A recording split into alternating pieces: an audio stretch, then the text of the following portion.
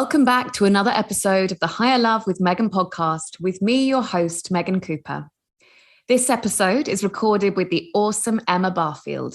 Emma is an inner leadership and energetics coach and an embodied human design reader. In this episode, I speak with Emma about the science of human design, which maps our energetics to reveal more about who we are at our core, helping us to navigate our needs and strengths in the world, to uncover our purpose, maintain alignment, and shine bright as unique beings. Provided that you are not driving or operating heavy machinery, pause this episode here and go to the Jovian Archives website, which is www.jovianarchive.com, and click on Get Your Chart to bring up and download your free human design chart. You'll need your full name, place, and date of birth and time of birth, so you might need to call a parent for that one. In this conversation, Emma will be discussing some of the different categories within human design, and you may receive even more from this conversation if you're aware of your chart. Saying that, if you don't happen to know your time of birth or you are driving at this time, you can still receive goodness from this episode by understanding ourselves and one another as unique beings, giving ourselves permission to step outside of the one-size-fits-all boxes and labels or the expectations or pressure to be a certain way that we often come up against in life. I had my chart read by Emma in a one-to-one session and received so much out of it. I would strongly recommend doing the same if you are interested in understanding your energetics and blueprint more. Her details and contact information are in the show notes for this episode. Thank you so much for joining me, welcoming Emma to the podcast today. Thank you for being here, my love. Thank you so much for having me, Megan. I'm so excited to share with you. I love being your energy. So yeah, this is an honor for me and a pleasure for me to be here.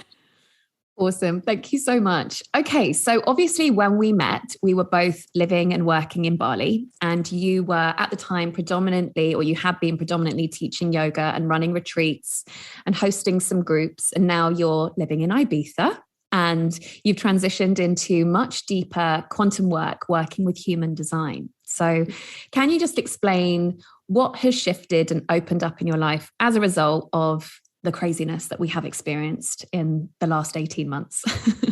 Yes. I mean, I found when I was doing practicing yoga, studying different, moving into the world of yoga, actually the thing that was always anchoring me and the thing that I really loved was speaking on energetics. It was the things that were always sticking out with me was learning masculine and feminine. I really got quite obsessed with the Samkhya philosophy and that teaching around masculine and feminine, and that, talking about consciousness and how that was playing out for us as individuals and, really tuning into unique energy. So as much as I love teaching yoga, I could feel there was something that wasn't quite there. I love teaching a yoga class and I still do, and I love holding retreats, but something in me was always nudging go deeper, so which is why I started doing group programs and hosting different ways to bring people into the work, and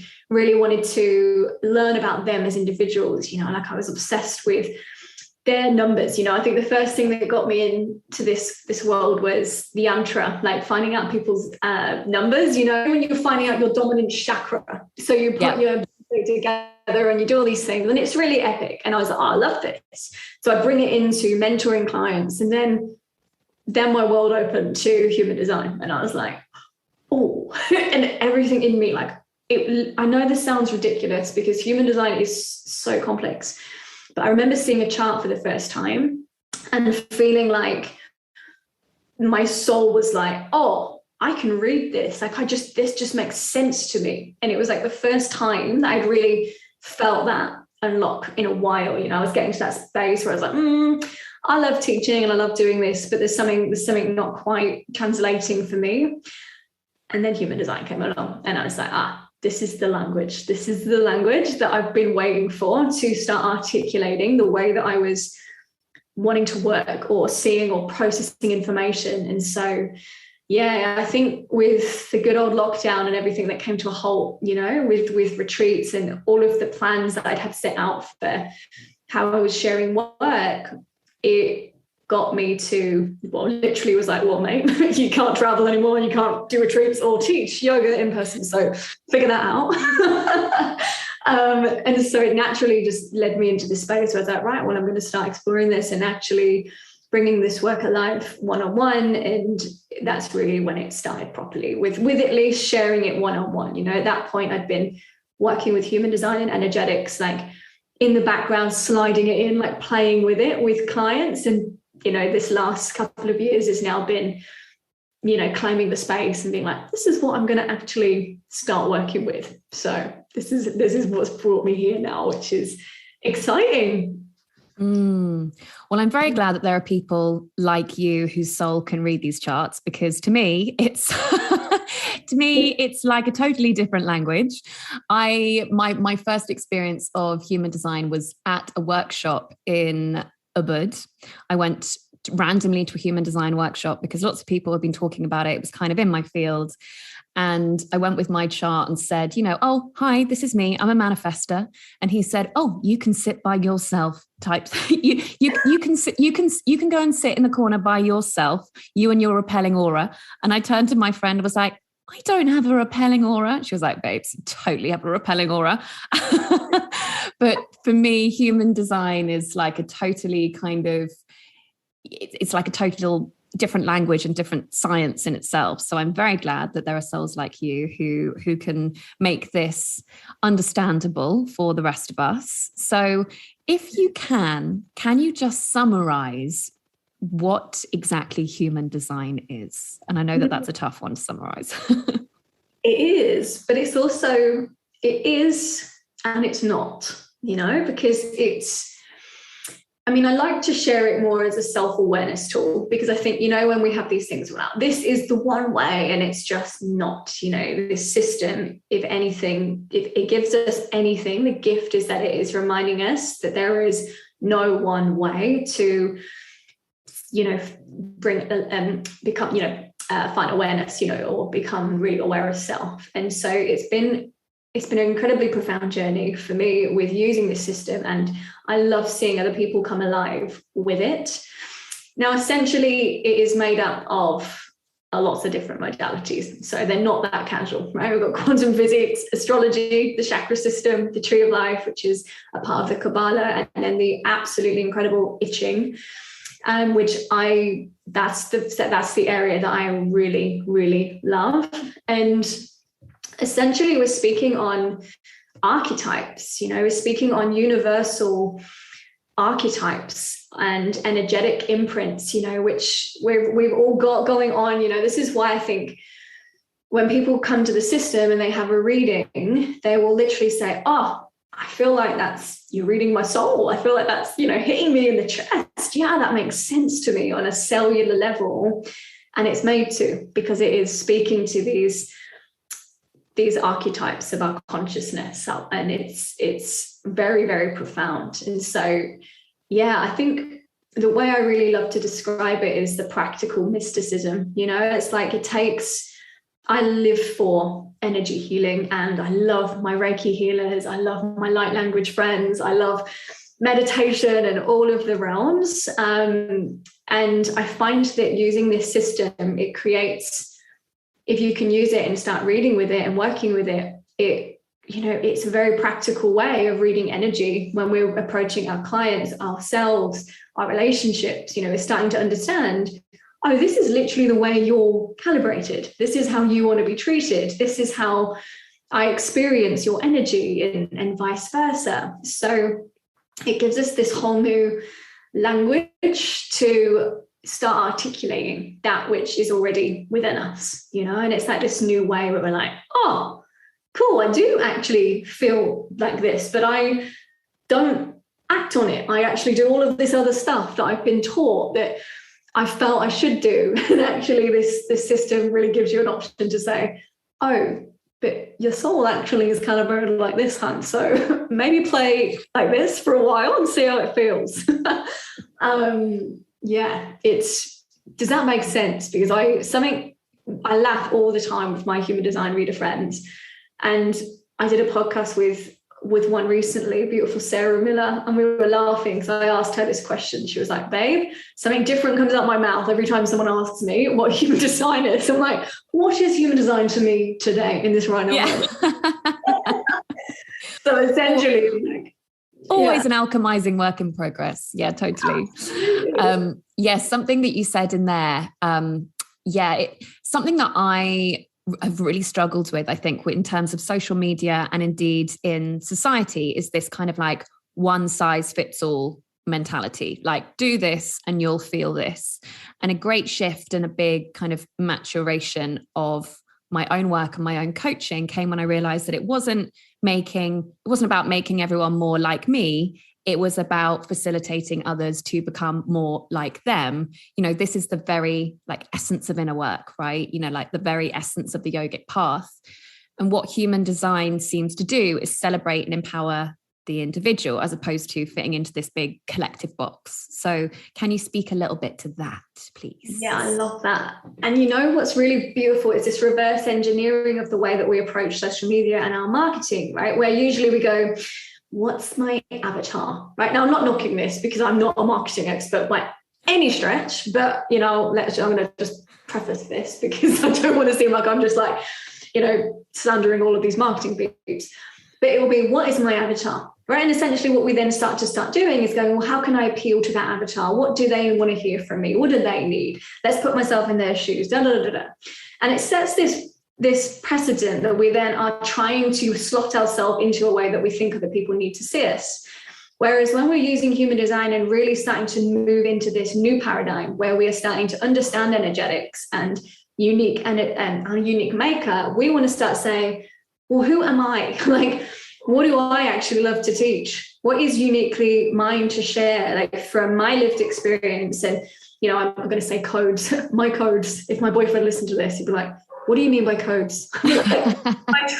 my truth, my, you know, things that are in my body, like what I feel. He'd be like, right, so feelings, thoughts, codes.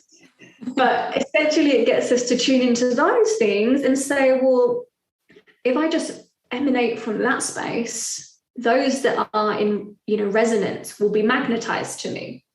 And so it asks us to really unbind ourselves from these very linear old ways now of doing marketing and doing business, where we are trying to consistently change or alter the way that we are to fit everybody else, when really what we want to start doing is unlocking these codes so that we can just slot in to our seat of soul and then be like, come party with me and sit in the space if it feels good and resonant. And that takes a hell of a lot of gumption, courage, trust, work to be there, because it's risque, you know, when we're like, oh, the strategies laid out here tell me that I have to have this set way of doing things, and I don't know how I feel about this new thing, like don't even know who I am.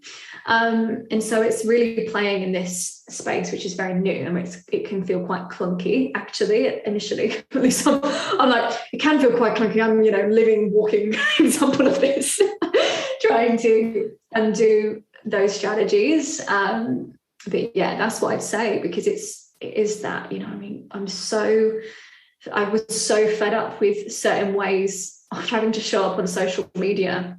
And like, you'll probably resonate because I know you're a fellow manifester.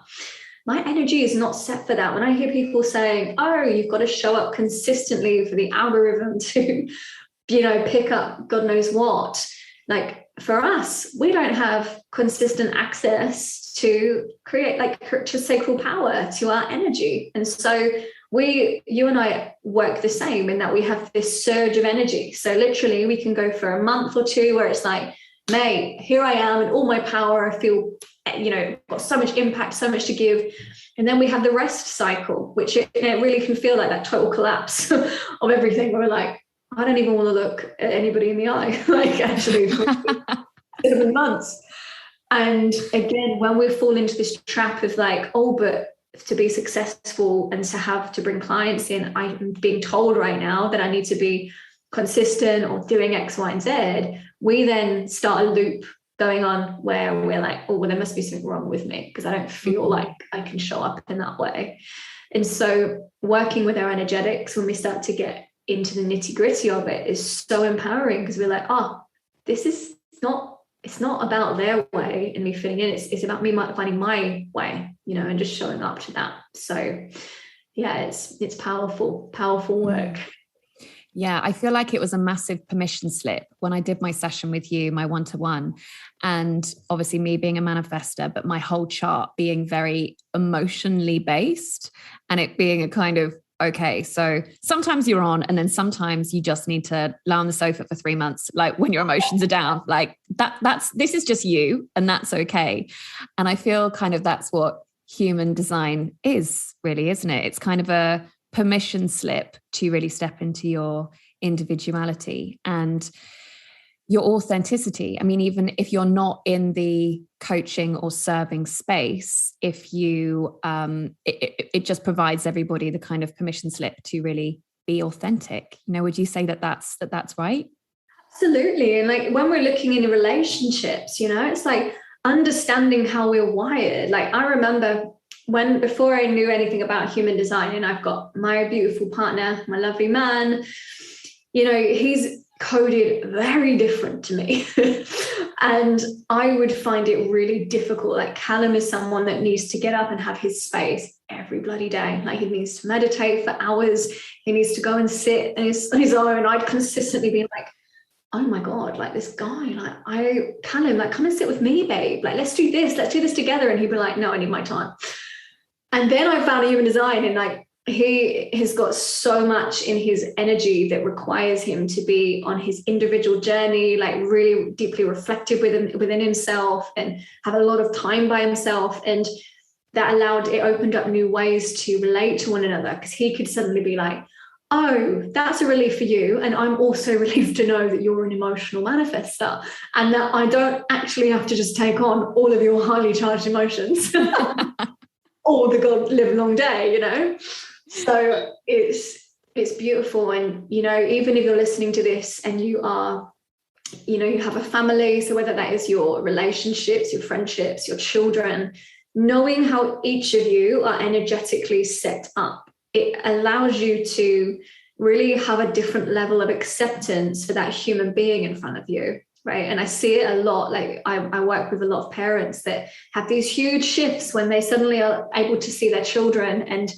go, oh my goodness, it would bother me that this child felt like they needed more of my attention at times. And maybe they're a projector with a split definition. Right now, this is human design language, but essentially that means, this child, they want to be recognized. They want me to invite them to share in their day. It might be that they do want a bit more time to sit and connect, rather than us make other people wrong, right? Or we start creating stories around things. It's a very it is that permission slip in all areas to just again move into a deeper layer of understanding and acceptance for other humans, in our field. I love that. Thank you so much for explaining all of that.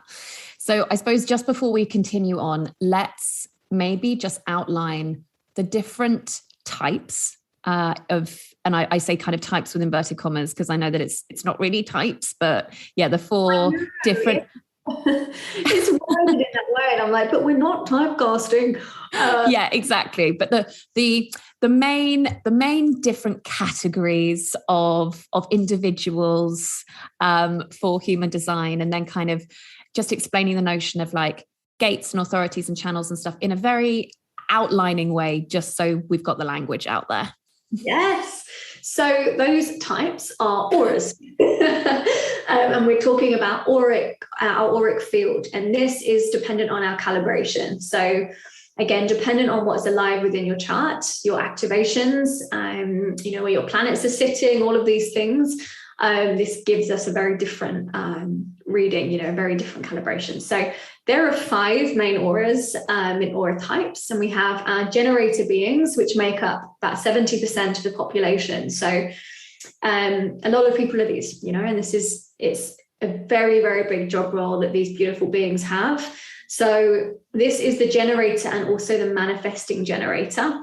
And they're distinguishable in their charts because they are the only auras to have access or consistent access to life force energy, to sacral energy. And so they're really here to get really healthy within the way that they relate to their own life force. You know, I work with lots of generators that might have been plugged into things that have not been serving them, whether it's been careers that they've been plugged into for decades and they're like, I don't even like this, and they are experiencing burnout, you know, or adrenal fatigue, like dependent on what else is alive in their chart.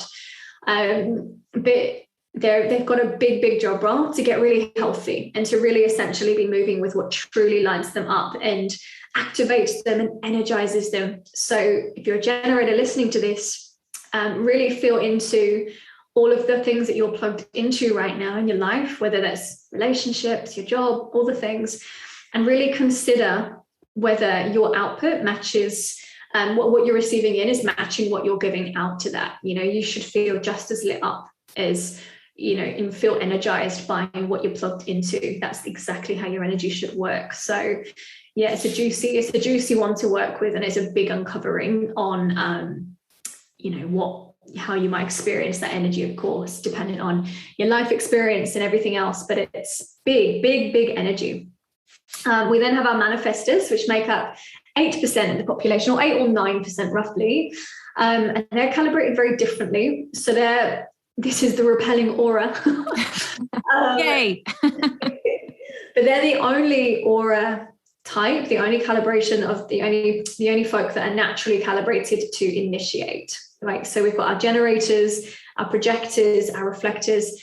You're all in a very different energy where you're tuned into your rhythm to be able to respond to life, or wait to be invited, which we'll talk about that in a minute, or whatever that is. Manifestors are not calibrated in that way at all. And they are here they will have a big connection. So they have a very strong flow of energy from a driving center that connects to the throat. So manifestors are great talkers, but they really bring action to the collective. You know, they will ignite and initiate and activate people into action.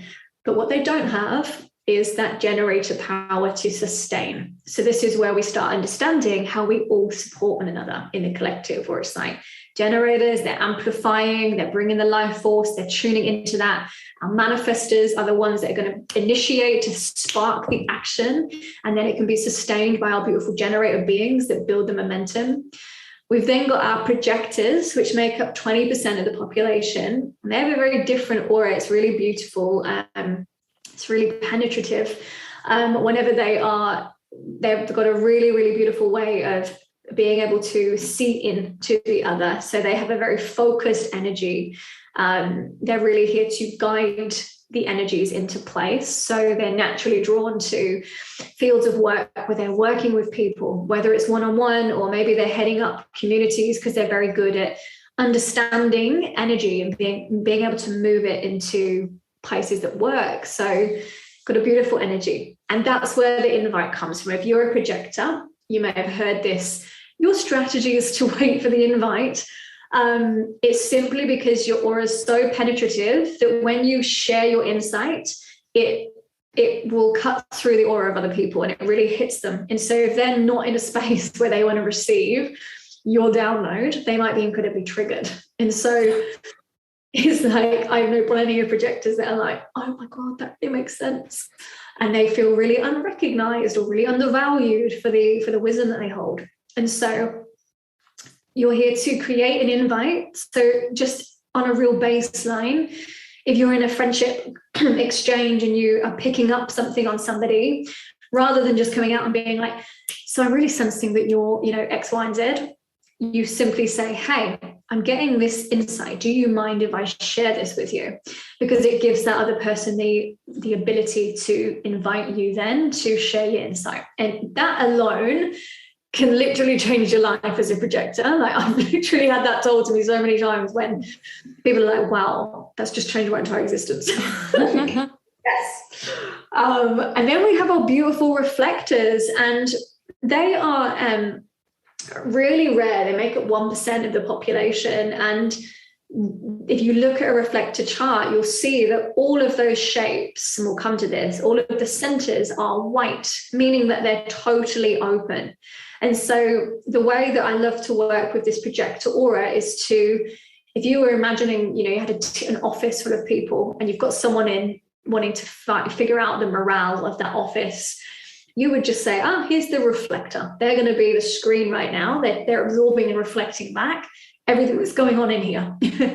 So they're really here to be wise around what's actually pulsing, and this is why they've got a big role right now, especially with this massive transition. They might feel at times where they're very sensitive to environments. So if you are a reflector or in a relationship with one or have children that are reflectors, making sure that they are happy in their environment is everything, because as soon as they're working with this, they're very, very attuned to energy. They can sense it, and it really becomes them if they're not conscious or have a practice in place to, establish what's theirs to take on and what's not. And so supporting our reflectors is really beautiful, and really getting them to tune in to what, again, they are feeling is massive. One of the beautiful lines that's always associated with the reflector is to be a screen and not a sponge, and so I love that, because it is just this ability to mirror back, but not to take it in and identify with all of the things. So very, very beautiful energy. But in general, that's a very quick rundown of the auras. There's so much to say on them, but they're beautiful. So did you want me to speak on the gates and the channels? Yeah. Just as an overview. Yeah, of course. I love it. And this is where, again, getting into the language of human design, there's so many things. So we've got centers and auras and lines and channels. Like, what's going on? Now, on the chart, so when you pull up your chart, you'll see all of the different shapes. And so where your shape, they are centers. They're the centers. They're the energy portals. And what's really epic, if you're interested in this, we speak to the chakra system that speaks of 7 centers. Of course, when you look at the body graph, you're going to see 9 within the human design lens. And this is because there's been a split or a shift of consciousness where we have established, or again, I say I did not establish this. I'm not going to claim I established that we have shifted in consciousness. You should have just taken it. I'd have believed you. Look, I am a quantum biologist nowadays, and quantum scientist. But there's really been this shift where we are moving into this new paradigm. And it's not just this crazy weird thing. It's literally like human design folk are fizzing, because they speak of 2027, this huge shifting and this huge transit that's happening within the planets, that is this new awareness that's dawning. And it's already happening, right? We've moved from this Piscean age into the age of Aquarius. There's been this shift of this 7-centered beings to these 9 higher state, higher consciousness beings. Anyway, that's a whole riff in itself. But to keep it really nice and digestible, this is the issue with human design and me. It makes it sound really complex, which it is. But anyway, so the centers are the energy portals. They hold very different flavors. And so where you are colored in on your chart, this is where you're consistent. So this is literally your code where you're like, I'm going to get to know this energy, because this is where I have consistent access. So when I show up in the world, this is what people experience from me. If it's defined emotion, right, we've got to get healthy there, because otherwise we are imprinting all the time. Like, look at me and my unstable emotions, right? Or if it's the, sacral, again, that's your life force energy. You're there to get fortified, because where you are white on your chart, you're open and or undefined. And this is where you go out into the world, and they act as receiver centers. So we literally absorb into those centers whatever flavor of energy is going on there. And we don't just experience it as it is, we actually amplify it. And so this is where they become our wisdom centers. This is what we're here to be really wise about. So general themes, if you're open in the emotions, you're a mechanical empath, right? You're known as the empath, where it's like, you're really here to be wise about what is pulsing again in the emotions within your family. learn about what's yours and what's not. Maybe you're open in your throat, and your biggest story and your biggest part of your journey has been about finding your true voice and understanding what that looks like for you.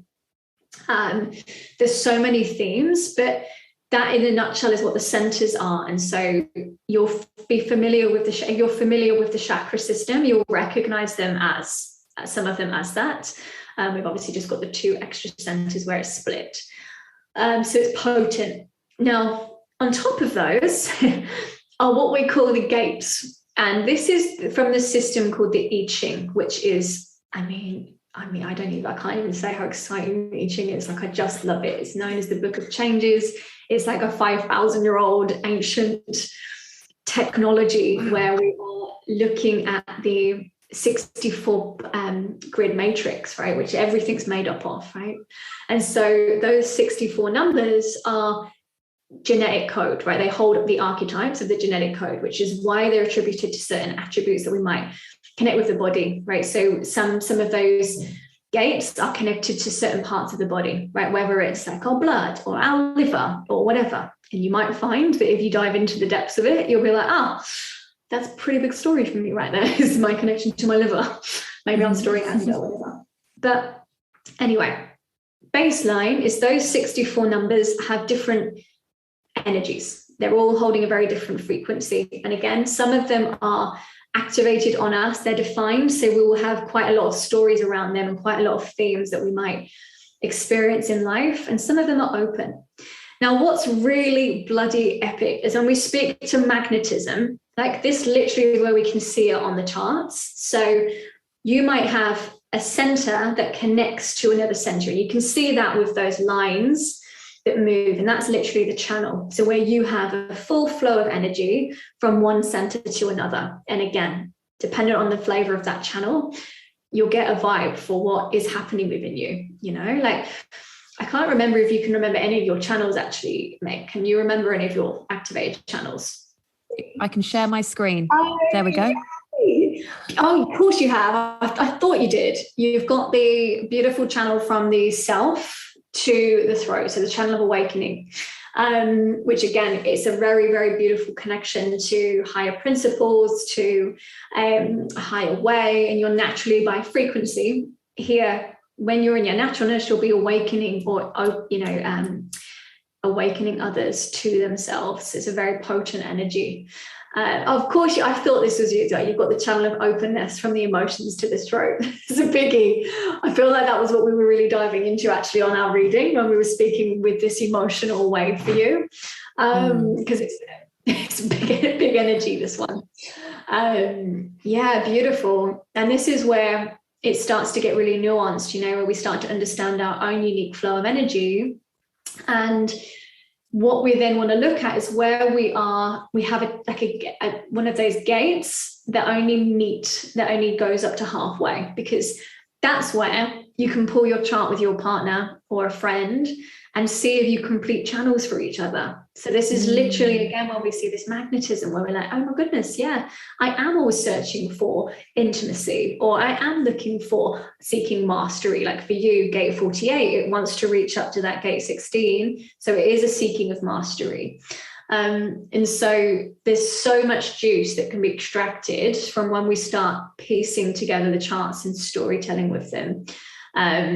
Yeah, just so much juice. But does that make sense with some of those phrases? Because I feel like I've casually thrown in some really weird, complex ideas there where people might be like, I don't care about the system, actually. This sounds No, completely. It's all absolutely fascinating. Thank you so much. So a question that I have, and yeah, it's obviously human design and astrology are both centered around your birth place and the time of your birth and your name and everything. And how do they actually differ in that respect? Because they're based on the same thing. Obviously, they're totally different topics and sciences. So I understand that they're separate. But okay. I was going to say, how does human design differ from astrology then? Or how is it similar? Yeah, no, I love that question. So there are different views that you can see on your chart where you're going to see This is because it's like astrology on acid, where you're looking at your natal chart, but through the lens of human design, where we add the gates and we add the difference understanding. So we start to see, oh, my sun is actually sat in for you gate 39. So it gives you even more influence. Then we say, what line is that sitting on, right? What profile line is that sitting on? So it gets even more nuanced. And this is why I find, you know, when folk come to astrology, or they might do they know their star sign or their rising or their moon, but they don't resonate fully, where they're like, oh, yeah, I am a bit like a Virgo, but I'm also like, I've got all these other nuances, right? I'm someone that's a Virgo and Virgo sun, and I resonate, but there was always something in me that I was like, but I'm not that always that earthy and grounded and practical. I've got a lot of emotion, which I was always identifying with fire. And when I realized, I was like, oh, it's because my sun is activating gate 6, which is this gate of conflict, which was something that I've been really working through. So sometimes people describe it as astrology on acid, because it kind of looks into a deeper layer. So it brings up all the planets. And as you'll see on the body graph, when you've got the 2 columns on either side of the body graph, that's all of the planetary activations. And it tells you what gate is sitting in them. So it gives even more in-depth knowledge around that, actually. So yeah, they are, I'm saying they're the same, but they're drawing from your place. This is a calibration of your of what was happening in the cosmos at the moment that you were born, you know. And so it's powerful, because you can draw transit charts for the day to see what gate is alive within the day. So suddenly we're like, oh, today is like we're in, you know, gate 9 or gate 7 or whatever, and we can feel the collective energy where we might be processing things. Or this is why some beautiful readers, human design readers, will share the transit chart for the full moon or the new moon, so you can see what gate is being activated collectively, and we can see that process even more. So yeah, they work beautifully together, which is why astrology is encompassed really in that system. Yeah. I find this stuff absolutely fascinating, and I had my birth chart read for the first time many, many years ago, and it was literally like she had done an entire reading of my whole life up until that point. I could not get over how accurate it was. But I know that a lot of other people are very skeptical of astrology or birth time, place related sciences. How would you speak to that? The skepticism. I mean, I every time I have a chart done, I'm just like, holy shit, this is my life. How is this stuff so accurate? So I'm fascinated by this stuff and believe in it 100%. But how would you speak to that kind of skepticism? I say sit with it. Like, I feel like, and it is quite rightly, right? And I think this is where the beautiful psychologist, right, Carl Jung, right? The book I have, which is the I Ching translation, it's a certain translation, and this was forwarded by him. So speaking to, like, you know, archetypal work, it's not woo, it's not crazy. And some of us, dependent on what we've learned and what we've been taught, it can feel very triggering to think, what do you mean? What do you mean you've got genetic code? And you can tell me what? And to be honest, I say that's a good thing that there's a level where it's like, I get that. Like the beautiful, I also studied gene keys with the amazing Richard Rudd, and I love putting people into his field because he's beautiful. And like he said, he's a beautiful intellect. He's worked with human design for many, many, many years. He was one of the first people to bring it to the UK and teach it. And he now has moved into this new expression of it, which is gene keys. It is separate. And like he says, he's like, my God, you know, people might come into the system like I did and really struggle with this concept of, oh my goodness, so what you're telling me here, it just doesn't make sense, you know, it really feels weird. But again, it's just like, this is just part of this new evolution, is to be open to these new codes, this new science that's, I mean, we can go into so many different conversations there about what gets put in the mainstream and what doesn't, and all of these vibes, but it's I'd really just be curious. I've read for plenty of people that have been like, no, and then I don't really know if I believe in it. Normally it might be a partner, that's someone that's really invested. They buy a present for them and they show up on the session like, I literally have no idea what you're talking about, but sure. And then we'll do the reading and they're like, well, shit, yeah. I mean, I do have this issue with my adrenals, or yeah, I do. That is one of my big life themes, is this anger that might be coursing through my body and I don't know how to work with it. And hey, I am in the shadow of this, but I didn't really have the words to articulate it. It's just, again, like, this is why I love sharing it as a self-awareness tool, because what I really love, there are lots of people that don't have access to their birth information. And so then the question is, well, does that mean that they're never going to be able to live in alignment? Right? So it's like, I'll never go to pull my human design chart. What were people doing before we had a computer to pull this and draw this information, right? And this is why it's so powerful, because I love doing this. I'm a bit weird, but I look like, if I'm watching someone that I love, like on TV, or, I mean, I don't watch TV, actually. I don't even own a TV. I don't know what I'm talking about there. I don't actually have a telly. But, if I respect people, I'm like, that are famous, I will want to pull their chart. And you'll always see that they're living in alignment, right? We always are. And in some way, if we do have access to this technology, we can utilize it to bring alive more ways to look itself. But of course, we can also bring ourselves into alignment by doing the same things, like using the tools of deconditioning, plugging out of what we've been taught, actually starting to listen to the body wisdom, like tune into the inner pulse, whatever's happening, on a very subtle level.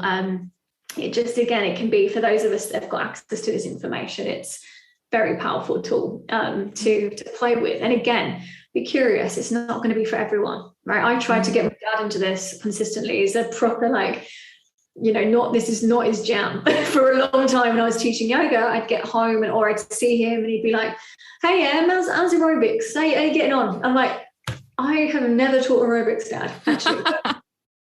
Sure. It's going great though, thanks. Like, he's not interested. I read his chart and I'm like, mate, this is so you. I can see it, but it doesn't resonate, and it just is what it is. So it's for the curious, for sure.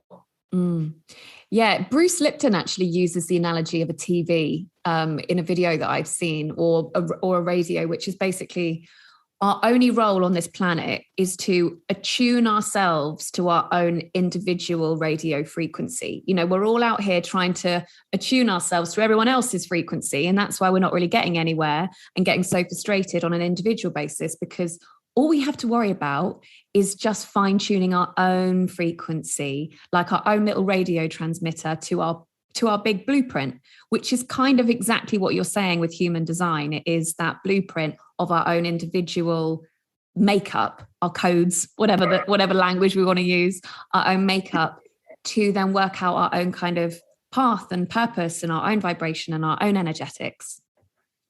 So I love that you brought Bruce Lipton into this space, because his beautiful work, and with a lot of people, and especially through the lens of using human design as well, it's really speaking of quantum science, like new science, which recognizes that we are not a victim of our genes, right? We're not a victim of circumstance, that we are absolutely in relationship all of the time with life, like, actually, and it becomes this beautiful, empowering work that we get to co-create, and so we can really use this when we start to see, if we've got the access to this information and we can see the blueprint, we're like, this is literally my soul's blueprint. I can play with this then, and actually, start to, it moves me more into alignment and more further into alignment, like, I love that analogy that you've just shared with him, actually.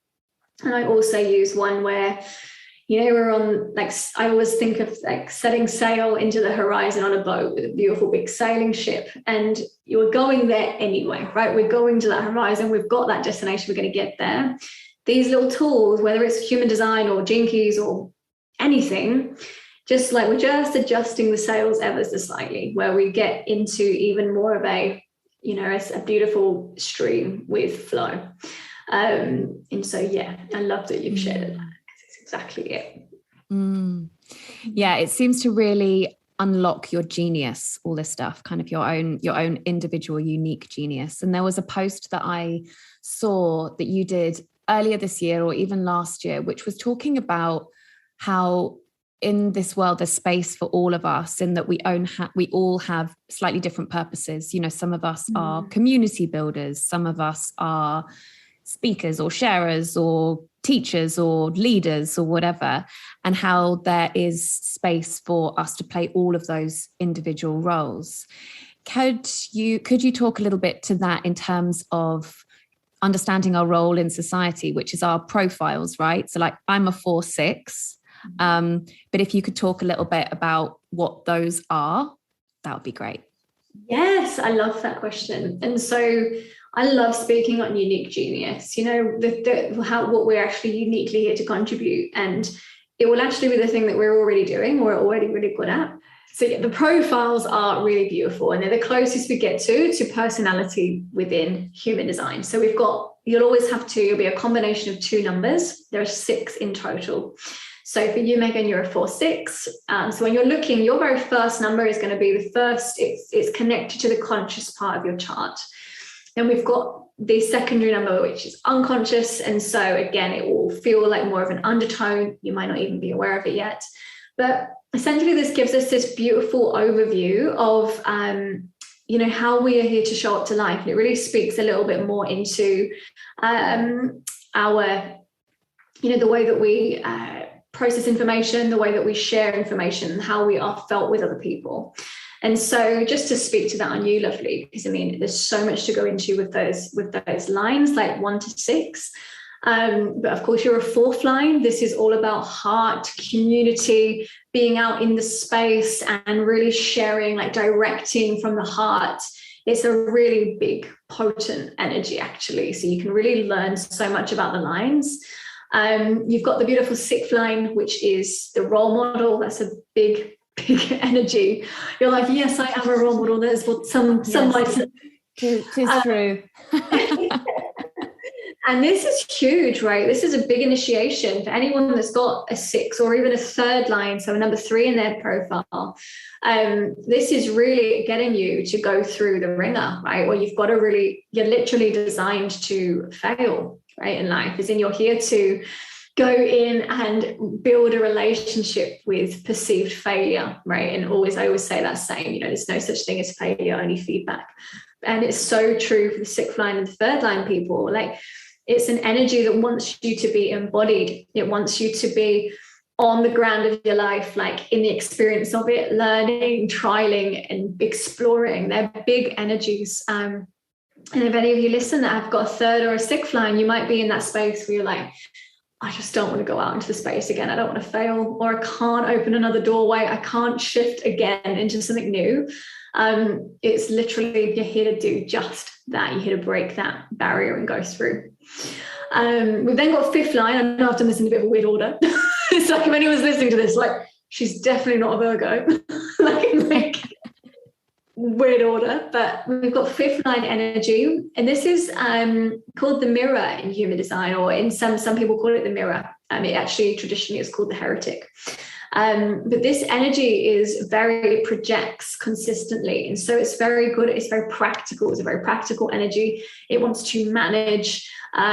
It's a really, really powerful one, which mirrors back whoever's in front of them. It feels that there's a reflection all the time. So these people can face a lot of projection in their field. They can project out quite a lot, might find it really hard to look inwards. There's a lot of juice there. And then we've got the 2nd line, which is the natural. This is the hermit energy. So if you've got a 2nd line in your profile, you might be like, mate, that is me through and through. I am a hermit. I love being at home. I love being shut out from the world. And really this energy, the 2nd line, is all about being natural and being really seen in your naturalness. It's a beautiful energy. Then lastly, we've got the 1st line. And so this is the investigator. This energy is all about finding beautiful, firm foundations to experience life from, and so there's so many potent themes that come through with that 1st line energy.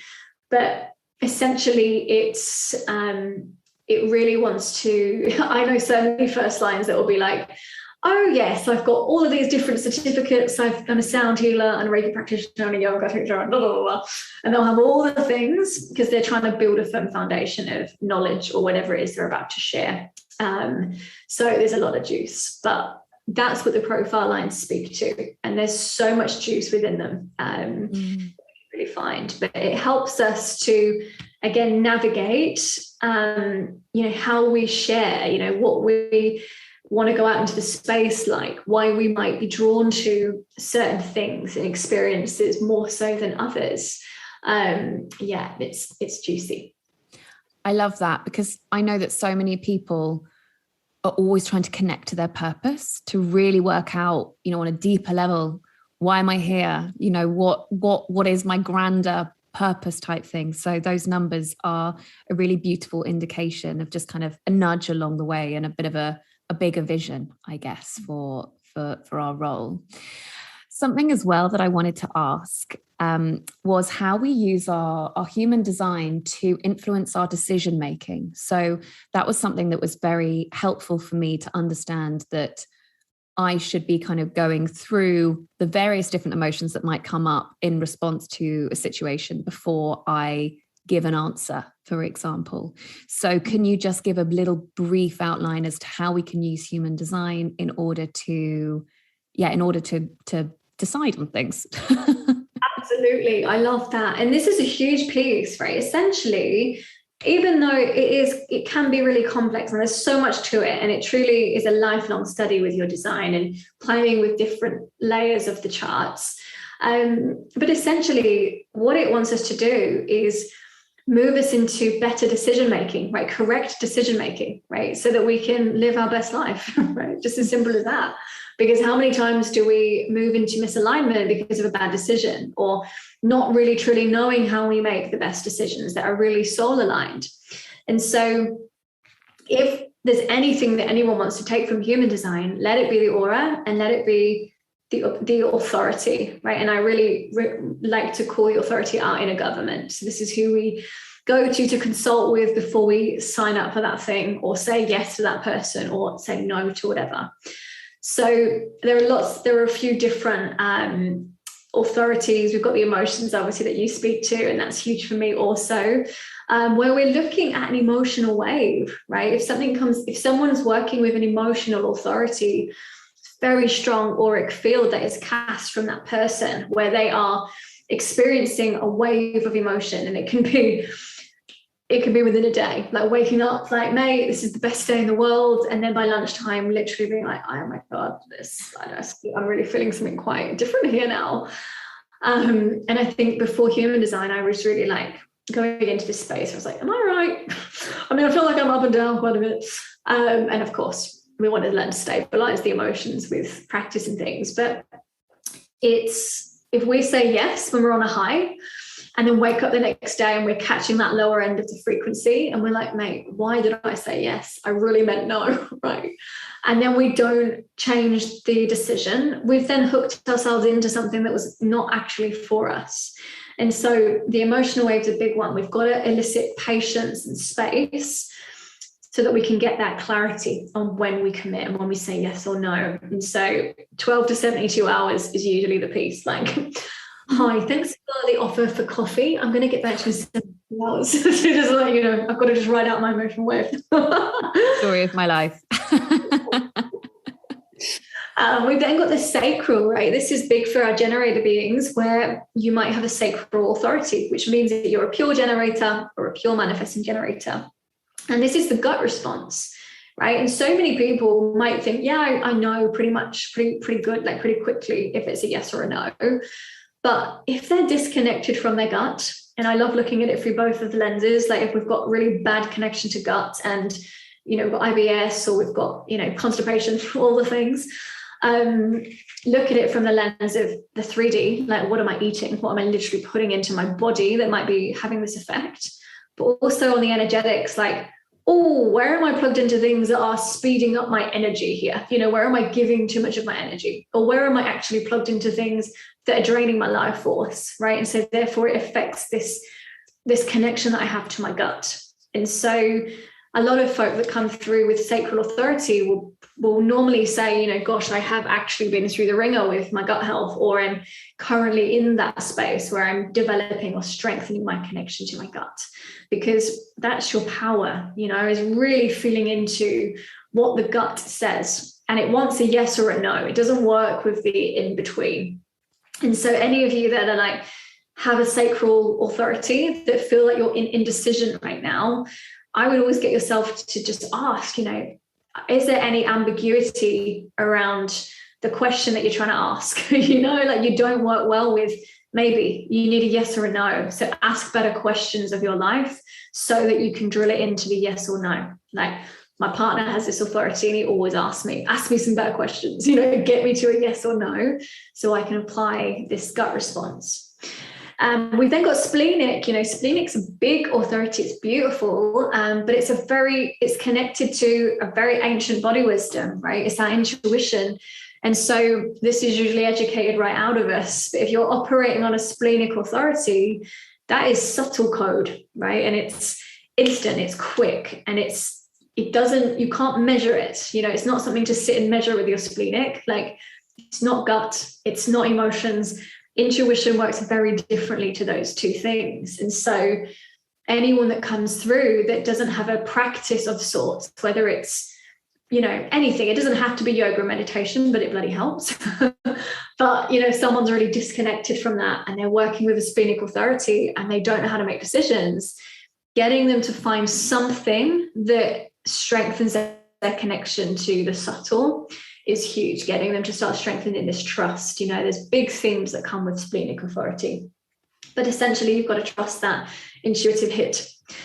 We've then got some of the rarer aura, the authorities. So whether it's ego, which is the heart, the will centers, is a manifester authority. My mum is this, which is literally like quite cutthroat. It's very, very, very strong will center. And so deciding from things from the heart. It can also mean that they don't decide at all because it is connected to the heart. So it's like, oh my God, like if I get this wrong, this is death for me, right? We've then got self-projected, which is the G center. That's a huge energy, again, directed from this sense of self. It's big. And then we've got mental authority, which is the mind energy, which is a really different one because it's not, if you are mental authority, it's a rarer authority. You're not here to be in the mind for decision, but you're here to process information and sound it out to then feel in with the body as to what feels good and right for you once you've heard it. So yeah, there's so many. And then we have the lunar, which is for reflectors, where, and this is funny, but I remember when I used to connect with this as a manifestor, like not resonant, because a reflector has to wait 28 days for the lunar cycle to make a decision. And I remember being like, that can't be accurate. Like, people cannot possibly. And I worked with this beautiful reflector and I said this to her, relayed this to her. And then she actually was like, yeah, that's not even enough time. 28 days to make a decision, no way. And I was like, wow. So there's so much juice, but it brings us this so potent awareness as to how we connect to what feels good and right for us. And truly the biggest question is, do we actually listen, you know, or do we actually then rely on other people to direct life for us? Or do we actually, because a lot of us will feel the hit and be like, oh, that feels good, or oh, I just know. But then someone goes, do you really? And we go, yeah, you know what? No, I don't. I will just do what you think. Right. And it's a big transition from I feel like understanding that process of your own decision making, it's such a big permission slip to step outside of the kind of one size fits all society typecasting of making decisions, isn't it? And really aligning to what is and is not meant for you. So I think that that's such a big component of human design. Just a couple of questions left then. The first one is, as a manifestor, what do you feel on a personal level? What do you feel that this knowledge and understanding of your chart and your human design has opened up for you? Yeah, beautiful question. I feel like as a manifestor, I've naturally always felt like a bit of an outsider, you know, around friendship groups or around different concepts. And I know this is big, but my energy is very collective. So I speak like this casually, like, you know, especially to do with like big concepts globally. But I always feel like personally involved with these things, where I've always felt a bit like there's always been a big energy that I've been trying to carry, but not necessarily knowing how to project or know how to express, And I've been in all sorts of trouble, you know, with my voice, with what I've said in the past. It's really hurt someone, you know, when it was, you know, working through teenage space or being in the shadow and working through things where I've got myself into trouble with what I would say, because it'd be like, you just don't have a filter. And I'm like, then I landed in human design, like, I literally don't. I have a big connection and flow of energy. This makes so much sense. And so really seeing that, like knowing that power and seeing how I would use it unconsciously, which would either get me into trouble with this literally, I mean, when I say get me into trouble, I mean in arguments and things like that, you know, or with family members or whatever. But it also then started to allow me to reframe it, like, well, look at the power that I hold. Like, I actually do have a lot of potency in my voice. I'm here to share that. So let's work on this shadow, so you can start to transmit a very different frequency when you naturally use your voice. It also really got me to look at the ways that I'd hold myself back, right? As a manifester, it's a lot of people through design will normally be like, oh, I wish I was a manifester, right? I hear all the time with human design, like, I wish I could be a manifester, because you get to just do stuff, you get to initiate. It's not an easy ride, right? When you're in that space. And I know we've all got psychological barriers with design, with the energetics, but we think we might want to be out there initiating, being able to be the ones that speak. But I'm telling you, it feels quite lonely at times, being the only one in the room speaking some truth, or feeling like there's something that's coming through that not everybody else is speaking yet.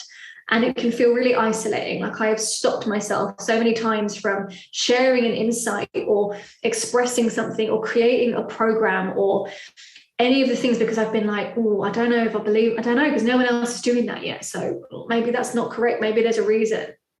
And again, it is this permission slip where it allowed me to look at the energetics and the codes and was like, oh, there's a reason that you speak naturally, like to those things. There's a reason why you're holding back your boldness, and there's a reason, therefore, that life might not feel totally aligned right now, because you're not allowing yourself to be in that manifestor energy and be held there.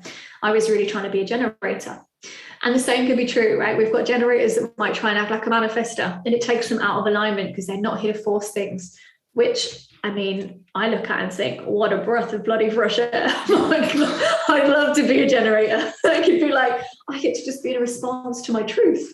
Whereas manifestors out here are like, sounds delightful. Yeah. We're like, mate, I've got to go out again. What? I've got to be the one that stands out there in the arena and says, not that way. And like get tomatoes thrown at you for a while. Like, you know, there's a few, it's interesting. But yeah, it allowed me to start looking at the ways I was holding myself back actually massively, and start addressing it from just from a different lens, you know, and again, from a playful space. And again, as soon as I was doing it, I was like, this makes so much more sense.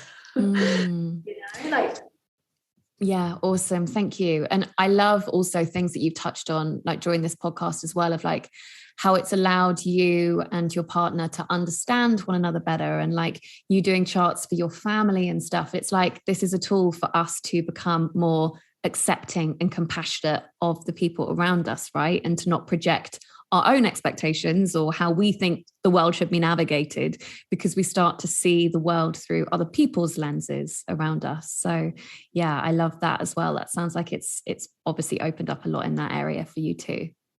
Yeah, and that's the piece, lovely, you know, like it's like when we see someone stepping out into the space and sharing something that we might be triggered by, especially nowadays, right? We've got lots of different narratives around, and I think it's beautiful to actually just acknowledge, like, instantly now, if I see someone that's sharing something that either might trigger me or bother me, I just like, I wonder what their design is, because I just want to know, like, what are they, where are they calibrated to share what they're sharing, you know, and you see it in a different space. And we can hold people to that. We're like, oh, just let people share what they want to share. Let them express how they want to express naturally. Doesn't mean accept it, doesn't mean buy what they're saying, but it just alleviates any of this competition or trigger culture or cancel culture, where we can actually be in a space where we go, oh, you get to express how you want to express, great. I get to do what I want to do, great. And we can coexist, Yeah. Awesome. So, yeah. Awesome. One last question, then I'll let you get back to your doggies. Okay. So how do you feel that these kind of quantum studies and sciences such as human design are supporting the direction of where we are going as a society?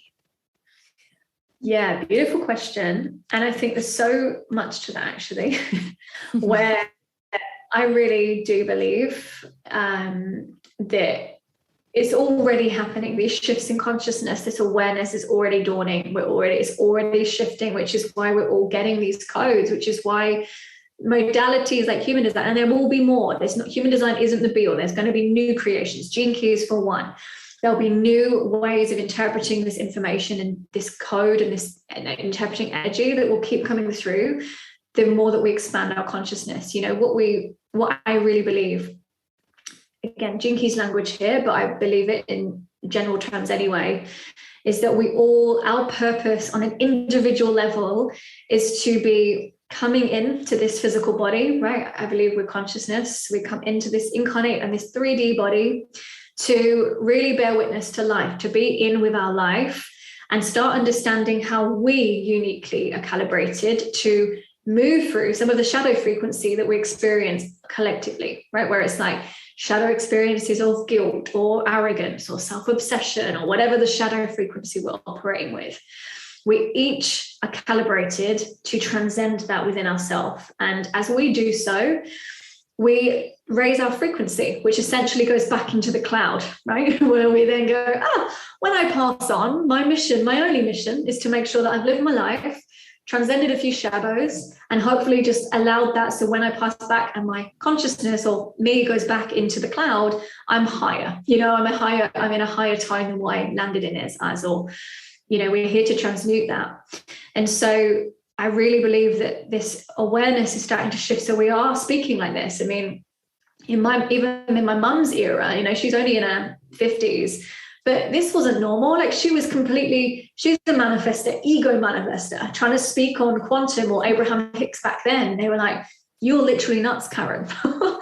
And now we're seeing this new wave of like starseed kids, whatever you want to call them, right? Where we are in these conversations all the time, children coming through very awake, very aware. Like I feel it in my body as a child, like very aware of weird concepts that I was never taught, but like looking at energy and seeing energy, and it's already happening. We've just now got these technologies to give us the language to start unlocking it more, and this is why I love this work, because again, we've got this articulation going on so we can start expressing like, this is the shadow I feel. Let's find the gift in it. Let's transmute it. Let's transcend it and move. And again, when we know that we're all here doing that, it changes the game about how we relate with one another. This understanding and this of the interplay between individual liberation and what that means as a collective. It's like, I want you to free yourself, hun, of all of those binds, of all of your shadow, because that feeds back to the cloud that we're all a part of. I find that this route now with this language it's reminding us, it's reminding us of all of this stuff, which we know. And I feel like we've been, it's been hidden for a long time, and so I think it's this renewal, this resurgence of this technology too. And when I say technology, I mean energetics. I don't mean the web, like like technology, like metaverse. No way. Opposite. So that's what I feel in a nutshell. Awesome. So powerful, my love. Thank you. So inspiring to, just hear you share all that. And just to learn a little bit more about human design and all your magic from you. So thank you so much. It's been epic speaking to you. If anybody would like to connect with you, and obviously I'll put all of your details in the show notes and stuff as well, so you can find it there. Thank you, Megan. I love being here. And thank you if you're listening to this still. Come and sit in space with me if I've not chewed your ears off. Yeah, come and party and roll up a soul seat. Awesome. Thank you so much, my love, for sharing all of your magic and all of your wisdom. So grateful for you. Thank you. Thank you so much for having me. It's been a pleasure. So I hope that you enjoyed those episodes with the amazing Emma. All of her information is in the show notes, and you can connect with her about working together, whether it's about human design or wanting to join for some of her one-to-one or group programs. She's always bringing out incredible new offerings. And if you enjoyed this episode, then do click follow so that you can stay updated with all future episodes that come out. If this is the first time that you've listened to my podcast, then thank you for being here. And I do invite you to go back and listen to all of the epic, amazing past episodes. If you'd like to get in contact, you can contact me via my Instagram at higherlove_with_Megan or via my website. I always love connecting with new amazing humans. And if you'd like to work together further, I offer EFT sessions to heal you from your past and from your traumas, and to look at your subconscious belief systems that are blocking you in your current life so that you can create new possibilities for yourself moving forward. I'm also opening up some fresh spots soon in my one-to-one coaching and have lots of amazing new offerings coming up. Thanks for being here and sending you so much love.